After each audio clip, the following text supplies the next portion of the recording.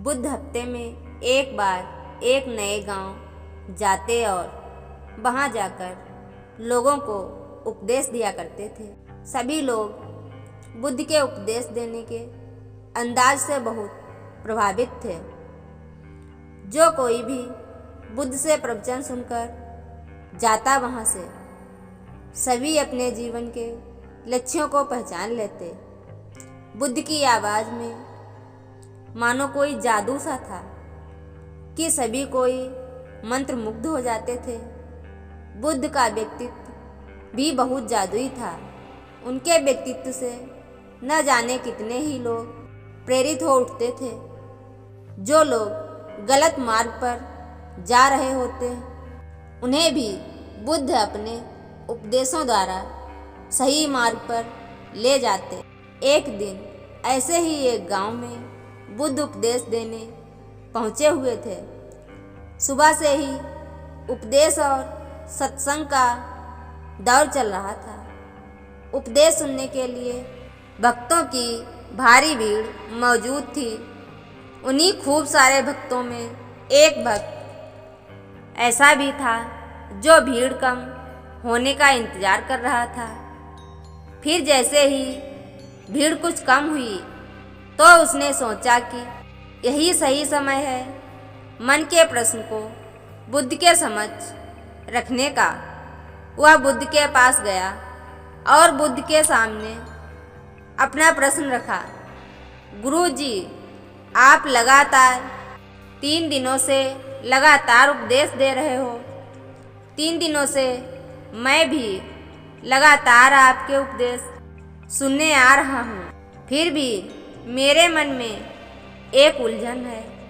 बुद्ध बोले, बोलो कुमार, तुम बेफिक्र होकर पूछो कि तुम्हारे मन में क्या उलझन चल रही है। वह व्यक्ति बोला, गुरु जी, आप जब भी उपदेश देते हो तो मेरा मन एकदम से प्रफुल्लित हो उठता है। मैं खुद को ऊर्जावान महसूस करता हूँ। मेरे अंदर एक अलग ही प्रकार की सकारात्मक शक्ति आ उठती है। लेकिन जैसे ही मैं अपने घर में प्रवेश होता हूँ तो ऐसा लगता है कि जैसे वह सकारात्मक ऊर्जा कहीं गायब हो गई है। मैं अपने घर पर रहकर न जाने क्यों उन चीज़ों का पालन नहीं कर सकता जो मुझे करनी चाहिए। घर में प्रवेश करते ही ऐसा क्या बड़ा बदलाव आ जाता है कि आपके उपदेश वहाँ कोई काम नहीं करते। बुद्ध उसकी बात को ध्यानपूर्वक सुन रहे थे। उन्होंने 2 मिनट के लिए इस बात पर सोचा, फिर जवाब दिया, वो बांस की टोकरी देख रहे हो, तुम उसे उठाओ और उसमें तालाब से पानी भरकर ले आओ। याद रहे कि उसमें से पानी नहीं गिरना चाहिए। आदमी ने कहा, ठीक है, मैं अभी उस टोकरी में पानी भर के ले आता हूँ। वह व्यक्ति तालाब के पास गया और पानी भर के ले आया, पर जब तक वह बुद्ध के पास पहुँचा उस टोकरी से सारा पानी गिर चुका था। बुद्ध ने उसे प्यार से कहा, कोई नहीं, तुम आज पानी लाने में असफल हुए, पर यह मेरा वादा है कि आने वाले समय में तुम निश्चित ही इस टोकरी में पानी भर सकोगे। वह आदमी अब हर रोज़ ऐसा करता पर सफल नहीं हो पाता था। एक दिन उस आदमी ने बुद्ध से कहा कि टोकरी में तो आज तक भी पानी भर नहीं पा रहा है। बुद्ध ने कहा, वत्स, तुम पहले अच्छे से देखो कि टोकरी को देखकर तुम्हें क्या फर्क नजर आ रहा है।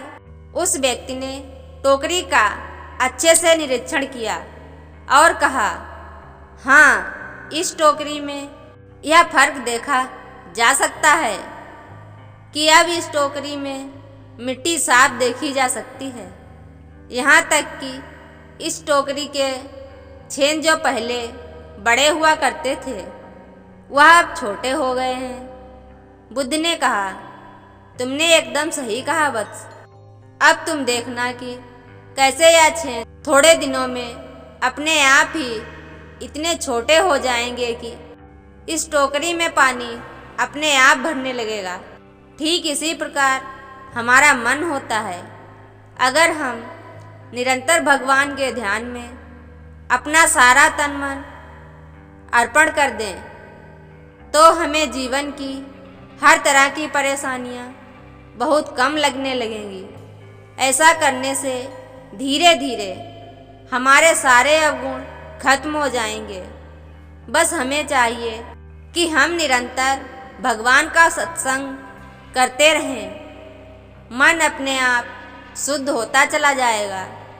अब उस आदमी को सत्संग का असली महत्व समझ आ चुका था।